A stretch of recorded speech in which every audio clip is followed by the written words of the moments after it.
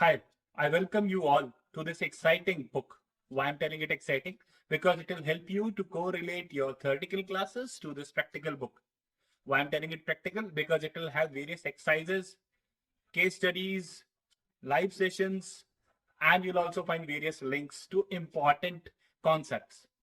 So what we have done is we have divided book into two parts. The first part will discuss about basic digital marketing, wherein you'll find how we move towards digital marketing from traditional one. What are the pros and cons of digital marketing and traditional marketing as well. And once we are done with that part, we'll move towards digital footprints. So wherein we'll learn how can we create our digital footprints with the help of blogging, websites creation.